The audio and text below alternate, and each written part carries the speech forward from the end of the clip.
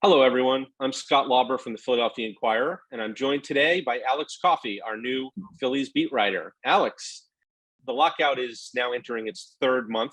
Players are obviously locked out by the owners in the league, and negotiations aren't going very well. And it looks like we're going to have a delayed start to spring training here. So that gives us plenty of time to talk about the Phillies' long list of needs, namely middle of the order bat to join Bryce Harper and JT Realmuto and Rhys Hoskins.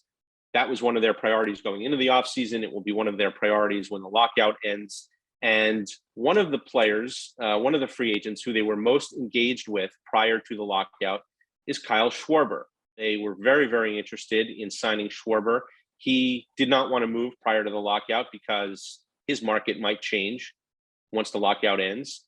How do you sort of see Schwarber as a potential fit for this lineup? Well, I think the power is obviously there. So that checks a box that, like you said, they want that middle of the order bat. He's also a lefty, so he could pair well with Harper and balance out the lineup a little bit with Realmuto and Hoskins. But, I think one of the things that I think about is just his defensive abilities. He might be a little bit of a better fit for DH, depending on what happens with the new CBA, because, he's struggled a little bit in left field in the past, but on the flip side, he was serviceable in Boston as a left fielder just because they had a shorter porch out there. So if you pair him with a strong center fielder in Philly, not as short of a porch as in Boston, but definitely not as much ground to cover, he might be okay. Two other things we need to mention with Schwarber. One, no qualifying offer attached to him, similar to Chris Bryant in that regard. So there would be no draft pick compensation, assuming that whole system doesn't change that much in the new CBA.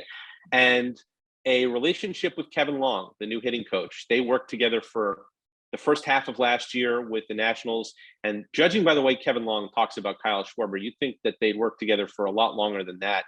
He also can hit at the top of the order as well as in the middle.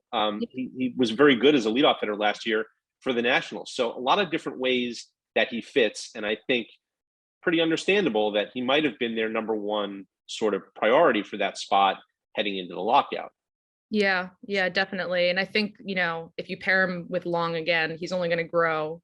It's not going to hurt him. He's only going to grow as a hitter. And it seemed like last season he really figured some stuff out. Obviously, he's coming off of a career year, did a little bit better facing lefties. His numbers improved in that area. So seems like he's on somewhat of an upward trajectory. So I think that having Long, having the support of a former hitting coach would definitely help him too.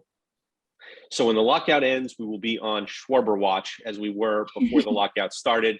He is definitely a candidate to fill the Phillies' biggest and probably most expensive need at this point. So stick with us at Inquirer and Inquirer.com.